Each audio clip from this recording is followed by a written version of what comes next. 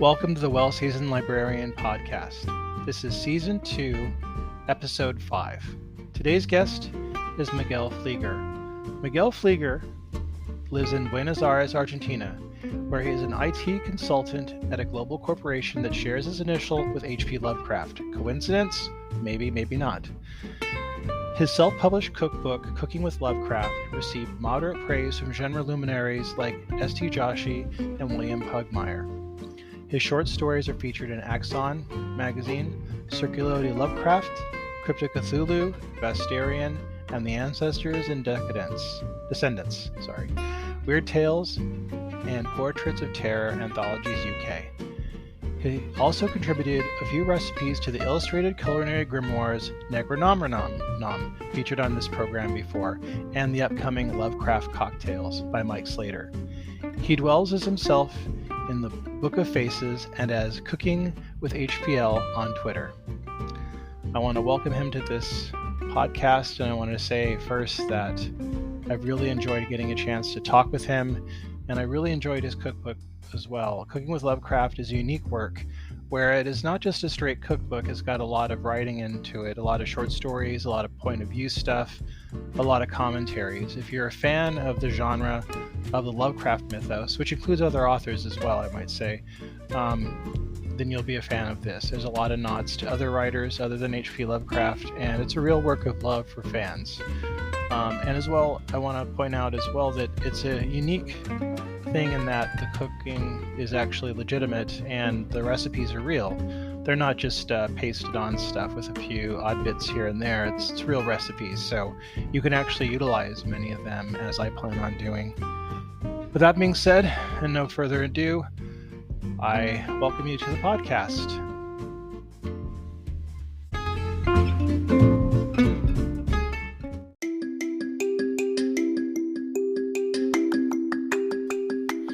Hello everybody, I'd like to introduce you all to something that is not only delicious, but also is making an impact. Thrive Coffee is a nonprofit craft coffee roaster who uses coffee to create careers and training opportunities for individuals with disabilities.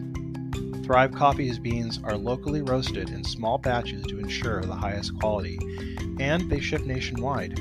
Just 3 bags sold pays for 1 hour of work for their differently abled employees, so I encourage you to check out their website at drinkthrive.org to buy a few bags today. As an added bonus, if you go to drinkthrive.org and use promo code librarian at checkout, then you will get 15% off on your first order. Again, that is drinkthrive.org, promo code librarian. Let's support this great cause. And just as a little fact, they're based out of Richmond, Virginia. Their slogan is Coffee with a Mission. Try some today. I'm enjoying some, and it's quite delicious. It's a good cup of joe.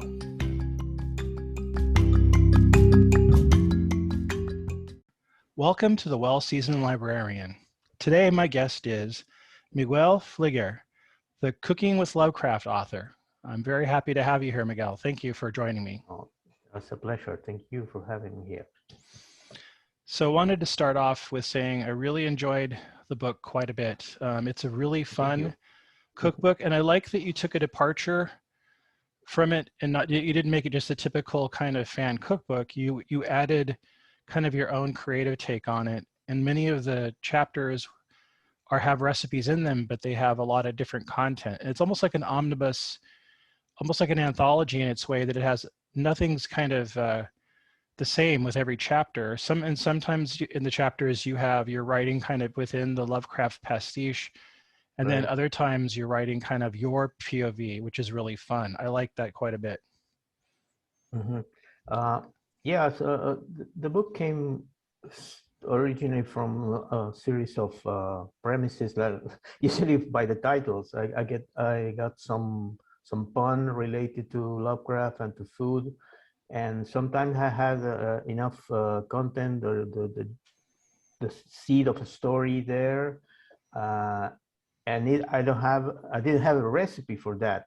And sometimes it was the other way around. I had a recipe, but couldn't manage to build a story around.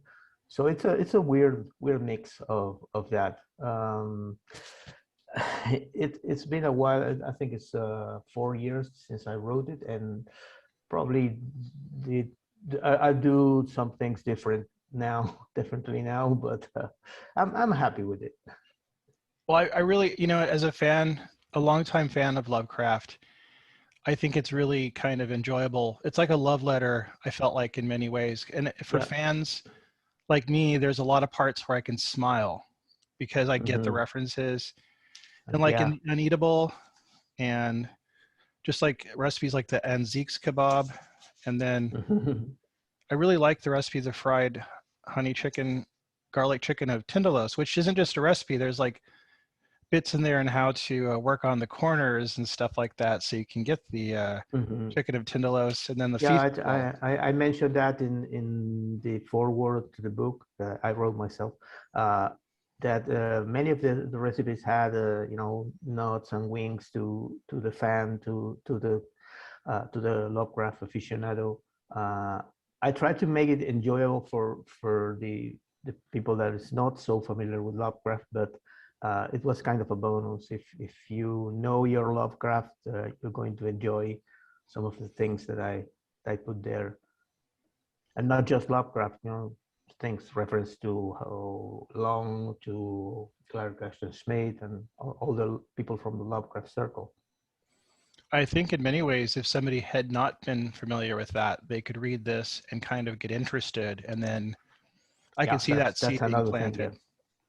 Yeah. If you read that book, and if you read my book, and because of that you become interested in Lovecraft, okay, awesome.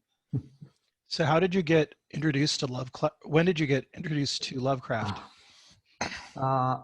I'd say as my late teens. Okay, come from a family. My parents showered me with books. I started reading from an early age, uh, but I started. My interests went to Edgar Allan Poe and Ray Bradbury and Tolkien. Uh, but in my late 70s, I don't know exactly how I discovered, but I started reading the Spanish translation. I'm based in Buenos Aires, Argentina. My native language is Spanish. Um, I started reading in Spanish the collections from Alianza Editorial, the publishing house from Spain. It was essentially the only translation I could hold of in Argentina. Um, and yeah, it was different to anything I read earlier, except a bit like Poe, right? Because some Lovecraft is inspired by Poe, but it was such a change, man. What is this? It's incredible. But yeah, I think it's my late teens or so. Um, We have very similar interests in fiction, I believe. I think, and looking at your lists and some of your references, I find that many of we read many of the same authors, and mhm. I do. I think that a lot of people don't detect the influence of Poe and Lovecraft's writing, but definitely he was a huge devotee of Yeah, Poe. yeah, and their early works are definitely Poe is the spirit of Poe is there. So how did when after being a Lovecraft fan and reading his work, how did he impact your writing? Did he have a big impact on it? Uh, I think yeah, because when I started writing late in life, I'm 60 now, and I think I started writing uh, 10 years ago, uh, and I went directly to Lovecraft. I didn't I didn't want to emulate any other author. I don't know why, uh, but I think that the Lovecraft style was I was comfortable with that, with riffing on Lovecraft stories, or and I always been kind of trying to add the lighter side, trying to add some humor or something that is radically different from the horror, the pure horror thing in Lovecraft. Uh, I, I I don't recall ever writing parodies of or things related to other authors. I went kind of naturally into Lovecraft. So I looking at your biography, I can see that you've written many short stories. How did you Not come so to many, write? not so Okay. many, just a few. Okay. Well, you've written, you've been published in a few anthologies, and I was wondering, how did you come to write Cooking with Lovecraft? What gave you the idea? Yeah, it kind of yeah, like I said, it was 6 or 7 years ago. I still have a couple of books from an author named Tim Ferriss. Is an American author from, I think it's from your neck in the woods, from San Oh yeah. Francisco. You know Tim? Well, I yeah, I'm a mean, big fan. My oh wife, really? my wife turned me on to his podcast and Okay. YouTube videos, and I became really a big fan. I get his weekly Friday 5 and all that. Yeah, me too. Yeah, He's a yeah, hell of a guy. Really, very impressed with him. yeah.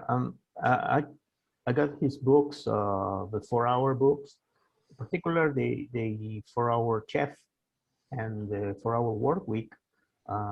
Very influential on me. I got um, I don't know how to express that. Okay, but the 4 Hour Chef is a book that it's not exactly a cookbook, or it won't teach you to cook, but it puts you in the track, right, in the right track. If you want to learn to cook, this is a great way. Learning just the basics and go progressing. It's a very nice reading. And the 4 Hour Work Week is more comprehensive about, okay, how you want to live your life related to work. And these two things kind of merge into the idea, okay, I want a few things. I want to learn how to properly cook. I want to improve my English, because my English was kind of good for my line of work. I work on IT. It was good enough, but I wanted to improve it even better. Learn to cook, learn to properly write, and also see if I could do the challenge of publishing my own book. And we had Kindle, Amazon Kindle. The technology was there, was beginning to flourish. Okay, the possibility of a nobody can publish his own book. Okay, that's amazing.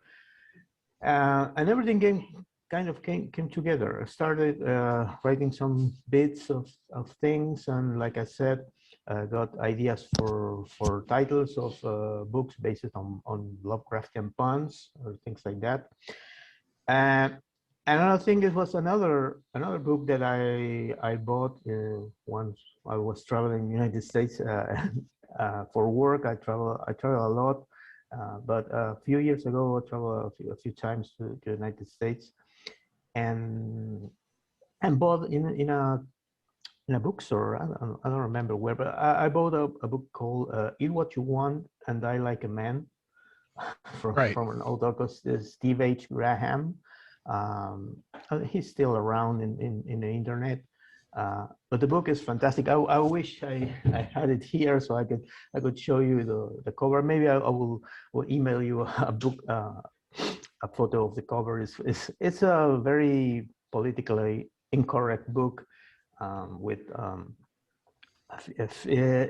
he was a kind of a pioneer of this thing of weaving recipes inside the histories, the parodies, and okay, it was a great inspiration. And I stole one of his recipes for my book. I adapted that. But yeah, I started compiling things. I wrote, I like to write in bars, having a cup of coffee in a bar, and got a couple of notebooks and written by pen. And I compiled enough material to get something, to build some structure around it, and it took the shape of a book in a year, I think. Okay, let's do this. I'm glad you did, because it's a wonderful book, and I really Thank you, man. Thank you. can't emphasize how much I really have enjoyed it. And also, the recipes are no joke. You have some really good recipes in there, and some of them are really fun, like I think the one, I'm trying to remember the early on, the sausage deep ones is kind of fun, and that would be Yeah, kind it's of fun to a do for your simple one. kids. Because I mentioned something to that end in the foreword, because there are some Lovecraftian cookbooks that have been before, but we're mostly in the direction of, okay, let's do this kind of spread for Halloween, Yeah.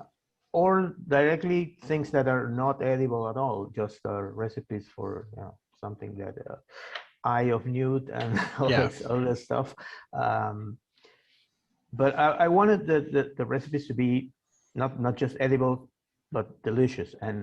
Yeah. And I had to make, I made them all except a couple of recipes that came from France, but I made them all. And some of them I make them usually, Well, yeah, I not think every day.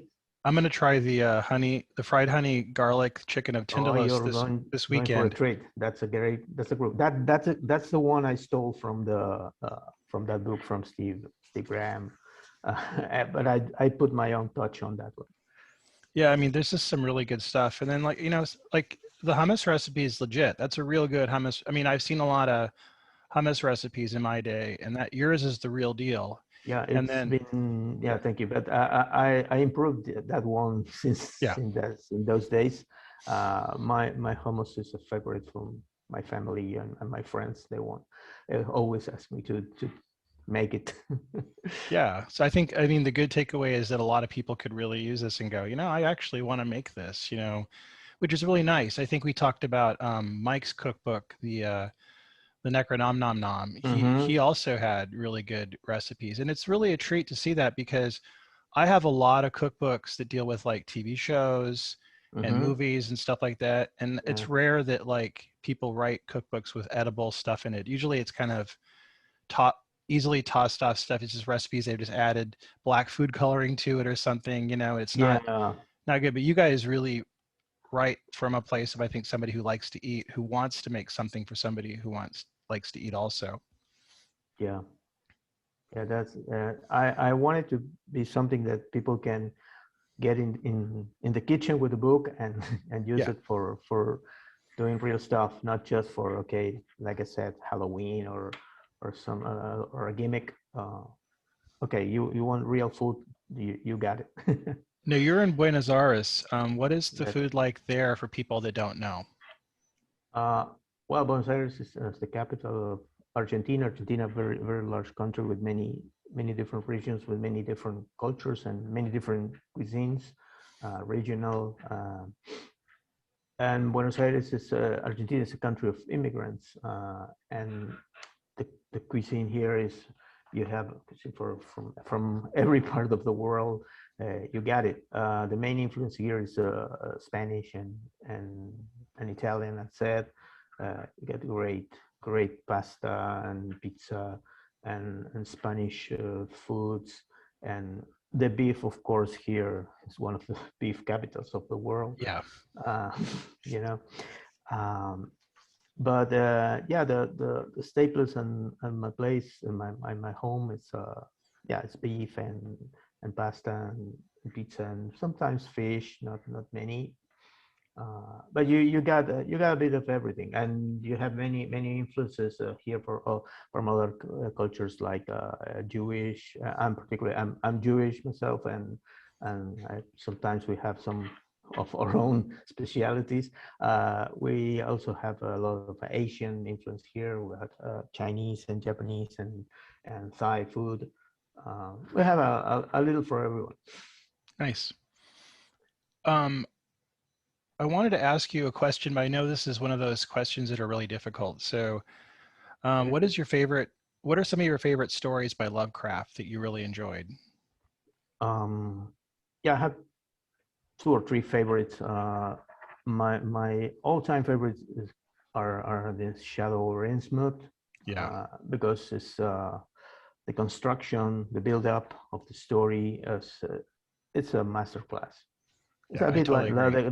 the Call of Cthulhu, the Call of Cthulhu. It's sort of like that, but I'm partial to Shadow over Innsmouth.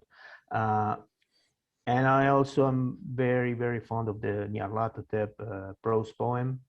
and I've used that as inspiration for a couple of stories myself. And the other one is the Cats of Ulthar. Cats of Ulthar is I love it. It's very I don't know how to describe it. I think I wrote something in the book as a kind of a forward to one of the recipes about I think it was the gulab jamun. Yeah, can you hear me? Yeah, sorry. Uh, and yeah, the Cats of Ulthar is kind of it's a children's story. So I actually, when my sons were little, I read that one too, and they liked it. It's a great story. That's the three I like the most. Well, yeah, you bring up a good point because I think a lot of people, when they think of Lovecraft, especially people who haven't read him, they think of him as like a one-trick pony, and he tried a lot of different styles. I think Right. people don't even know that he wrote a lot of what would be considered science fiction. Like The Walls of Air is definitely a science fiction story, and a lot of his other stories definitely border on being science fiction. He kind of crossed genres. Yeah, and he wrote I won't say great, but good poetry too. Yes. I'm sometimes amazing. The Fungiform you got is fantastic for me. There are stuff there that wow, it's great poetry, and yeah, he went from the Poe inspired, the macabre, the grotesque, you say, and then he found his own voice, and some of the stories when Lovecraft was at his peak uh, are fantastic. Are fantastic.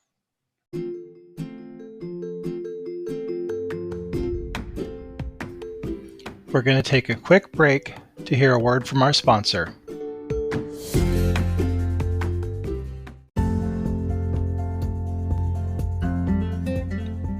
And now let's return to our program.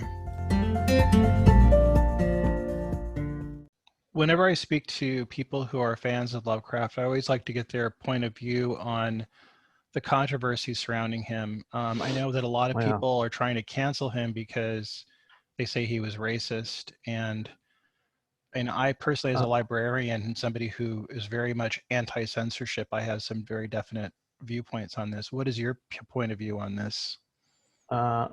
Well, as you may guess, I have my own beef with Lovecraft, being Jewish. Right. When I started reading it, I think when I read the Spanish translation, it wasn't so in your face racism. When I became proficient in English and I started reading the English originals, I said, "Man, what the hell? What are you right. so mad?" Then I wrote the biographies, especially the S.D. Joshi biography, I Am Providence, which is fantastic. It's a monumental work, and okay, you can accept some of the views of this guy who was sort of an asshole. Yeah. One of the. But you can understand where he's coming from, his background. Some people say, okay, you have to apologize him. He was a child of his times. Yes and no. What I say is in my book, I try to exorcise those demons in a couple of stories. I wrote one of the stories as a parody of the festival. I made a Jewish parody of the festival, kind of Nice. Lovecraft. If he reads that, he was spinning on his grave. That kind of like an exorcism. This particular demon. I know his racism. Sorry, his racism was this was a mix of intellectual and visceral. One would like to think, okay, if he had lived now and knew more, and he would have changed his views. I don't know. You can say that you can never guess. No. But I try to separate the author from his work. Me too. So you're included in quite a few anthologies. Can you tell me the names of some of your stories and what anthologies you're in? Sure. Recently, okay, like you said, I have a story in Vastarien, the literary journal. It's edited by John Paget and Matt Cardin. It's wonderful, by the way. If people haven't read it, it's just worth checking out. Absolutely, it's fantastic. And I have a story there called Dissolutions. It's a very short, very fun. It's fun. It's a fun story. It's kind of have a fun edge, but it's really, really horrible. Some of the most gory stuff that I ever wrote, but it's also have a fun edge to that, and it's very short. That story originally wrote it in Spanish and published it in a free Spanish magazine, and then made the translation into English and published in Vastarien. Then I'm a member of the Innsmouth Writing Circle. It's a group on Facebook, a close group on Facebook of writers, Lovecraftian writers, mostly based on the UK, but there are a couple of people in the United States and myself. And admin is Robert Poyton. He has a publishing press in the UK called Innsmouth Gold. Buy his stuff, people. Oh yeah, no, I'm writing this down actually. Okay. And he has he wrote a few stories himself and has a couple of anthologies forward. But since I think 3 years ago, he started. Okay, guys, let's do something together. Let's build a circle and write stories. And there are 3 theme anthologies lately, and I have a story on each. The first one was it's called Ancestors and Descendants. It's an anthology of sequels and prequels to Lovecraftian stories. Oh, nice. So, okay, the rules are simple. You got a favorite story, and okay, build a prequel or a sequel to that one, and he arranged them in the story. He as the editor, he arranged him like it says chronologically from the earlier stories to and mine is called the Nyarlathotep experience. It's again, it's a bit of horror story with a funny edge, trying to replicate the experience of the Nyarlathotep prose poem by Lovecraft, trying to translate that into a amusement park ride. And it went well. I like the way it and everything. The second one was it's called Weird Tales. As in a cat tale, because it's an anthology of cat stories, Lovecraftian cat stories. Lovecraft was very fond of cats, and I'm very fond of the story that I came out for that one. It's a sequel to the Cats of Ulthar, with a couple of kids as protagonists, and I like it's kind of a poignant story. And the last one is an anthology called Portraits of Terror. Portraits of Terror, and it's Lovecraft in the Arts. So for that one, my friend Mike Slater, the author of the Necronomnomnom, and I collaborated for the first time and wrote something together. It's a story called In the Shadow of Aldebaran. It blends Lovecraftian cosmic horror and death metal music. Nice. And yeah, that's the most recent stuff that I've been. I don't recall if I'm missing something. Yeah, other thing that I do beside of writing is translating. I Yeah. translate a couple of things into Spanish, especially I'm very proud of having translated a poem by Willem Pugmire. Willem Pugmire, for your listeners, was a Lovecraftian, was a truly Lovecraftian writer, very original voice. He was from Seattle. Try to look him up. He passed away, I think it's a year and a half.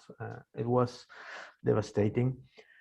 And his work is very original. His prose was a sort of blend into from Lovecraft and Lord Byron and other stuff was grotesque and queer, and yeah, it's something you don't read that every day. Oh yeah, no, um I'm a fan of his. I read his stuff before. yeah, he was fantastic. And he wrote a poem about one of the most famous pictures of Lovecraft, a very short poem, kind of a prose poem, and I translate that into Spanish. It was a challenge because it's not easy to translate poetry, and it's not easy to translate his style. Was very baroque Yeah, style, yeah. and I'm very happy with that with the results. That one is appear in a Spanish magazine called the Círculo de Lovecraft. It's a free magazine. You can browse it and read it in Spanish, of course, on the internet. Nice. Now, I was going to ask you, I like to ask Lovecraft fans this question because there's been a lot of films released over the years that are based on Lovecraft stories. Are there any that are favorites of yours? Uh, Films, yeah, I like the independent film from the H.P. Lovecraft Historical Society. They did the Call of Cthulhu version, kind of with a German expressionist vibe, silent movie, black and white, and the actors of the lighting is very dramatic, Yeah. and with the cards in with the dialogue in cardboard cards in the middle. It's great. I love it. No, it's And brilliant. even when the special effects are, are of those days, it's fantastic. I really like it. Uh, there's also an old movie called Dagon. It's a Spanish slash American movie based on the Shadow of Rismuth, but they titled Dagon. I don't know why. Uh, Yeah. but it's great. It's a bit over the top, but yeah, it's fun. It's a fun watch. No, it's a Um, favorite of mine too. I always did wonder why they named it Dagon. But because it's kind yeah, of confusing. yeah, I haven't seen most of the most popular like Reanimator. Haven't seen that one. I've seen it like 10 Uh, times. It's a favorite of mine, but it's cheesy. And what's yeah, funny is it's pretty accurate to the short stories he wrote. So it's okay. not like they took a lot of liberties with it. It's pretty close to the That's short something stories. I have in my list to check those one, and also check the new one with Nicolas Cage, uh, Colorado Space. Yeah, I'm looking forward Uh, to I haven't seen that either. I want to get to watch that soon. I've heard good things and bad things. Yeah. Okay, I have to see it for myself. Yeah, the stuff doesn't always translate. It can. I don't know if anybody's made a very faithful production. I mean, except for the Yeah, shorts made by the societies. Like you yeah. And said, I hear people all the time saying, "Okay, why Guillermo del Toro can do a good thing with the Mountains of Madness or the Call of Cthulhu? He's the guy. He's the go-to guy for Lovecraft." Because some of the stuff that he did in Hellboy, yeah. is sort of Lovecraftian. Oh I yeah. think he could do a good thing, but the monsters in Lovecraft are indescribable, and Yeah. and how you put that into the screen, it's Good point. and the horror, the real horror, the deepest horror in Lovecraft is the cosmic thing, the Yeah. significance of men against the universe. And if you try to represent that with tentacles on the screen and people dying. Okay, it's hard. It's not a easy task, but I think Guillermo del Toro will be up to the task. But some people say, okay, he did Prometheus. I think he was from he did a Prometheus movie, right? The I think alien. so. Yeah, and he spent all his Lovecraftian energies on that one, and Yeah. he doesn't want to do. I don't know. But I think in the future someone will come with the right approach, and we'll happy to see Lovecraft faithfully translate into the screen. I hope so. I hope so. Yeah. I'm very selfish that way, but I hope somebody can do that finally. Outside of Lovecraft, who are some of your other favorite writers?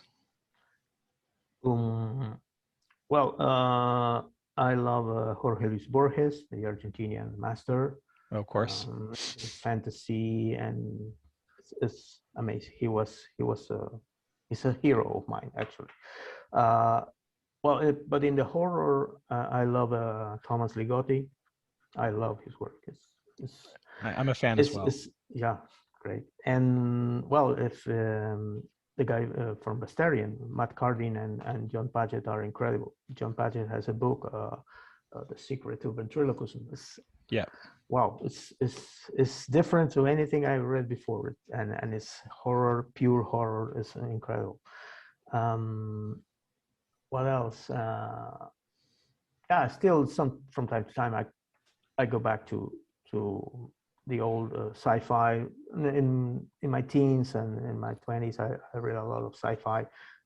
Philip Dick and Stanislav Lem. I still read from time to time the books from Stanislav Lem, the Polish sci-fi writer. Philip Dick, Kurt Vonnegut. What else? I'm probably forgetting someone, but yeah, that's what I mainly. All favorites of mine as well. I like everything you're talking about. I just recently read John Paget books, and then like I've been getting into his writing. I think he's somebody to watch.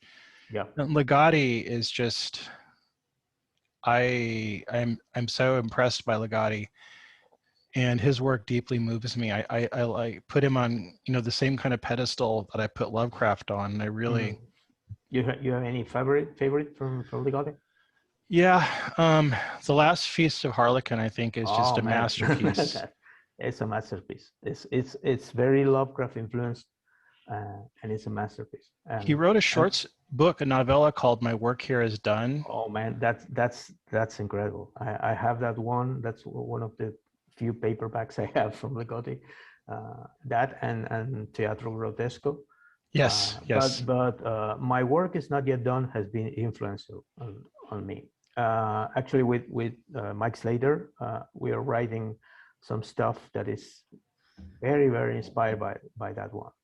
Very nice. Yeah, I mean, I think I write myself, and I think my work is very much influenced by Ligotti quite a bit, especially his tropes using puppets. Is like I read, yeah. That story I mentioned earlier, that short story for the Spanish magazine, and it came published in Vastarien, has that drop to the puppeteers trope as a nod to Ligotti. Nice. So this is the last question, and I hope it's a fun one. If you could hold a dinner party for up to 10 people from history or from our current time, who would you invite and what would you serve? Well, that's a hard one. The thing is, with Lovecraft would be one of the persons invited to the table.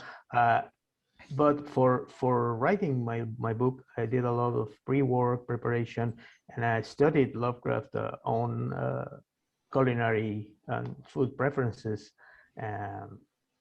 And I should probably to do a dinner party for 10 people. I should do the same for all the guests. So it will be complicated.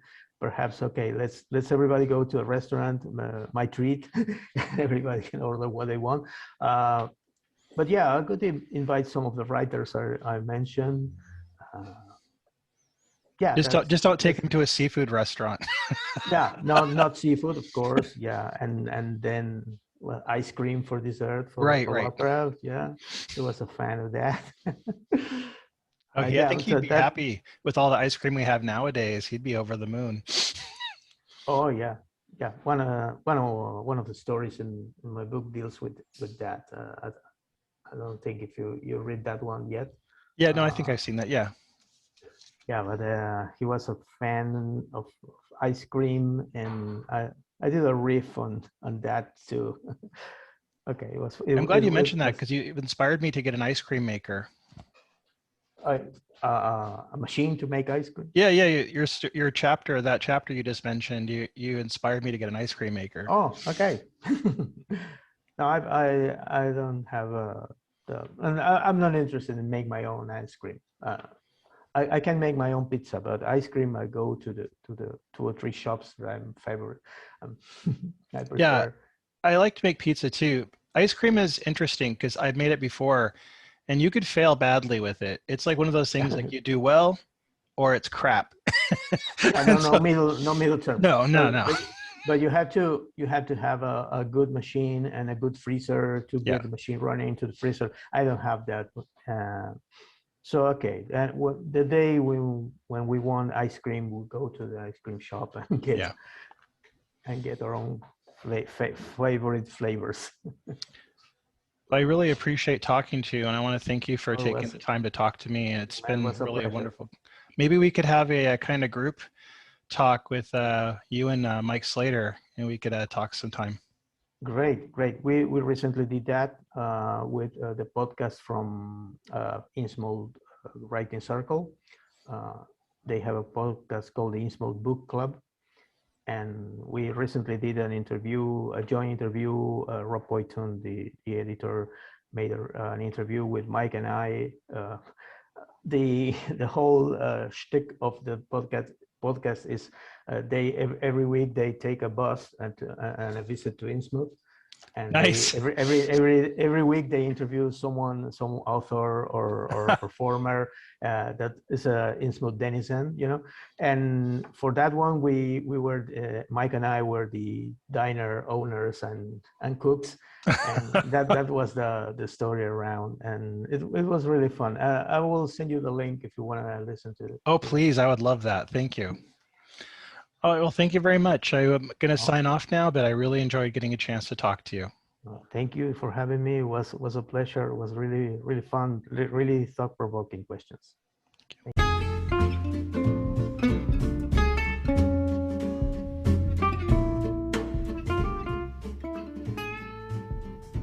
I want to thank you for joining me with a wonderful conversation with Miguel Fliguer, the author of Cooking with Lovecraft. It was a wonderful conversation, and I really hope you enjoyed it as much as I did. I look forward to talking to Miguel again someday soon. Next week, we are having the owners, Donna and Julia, of 5 Feline Farm, which is a wonderful farm with quite a presence online and social media. I look forward to talking to them and sharing the conversation with you. Until then, keep cooking.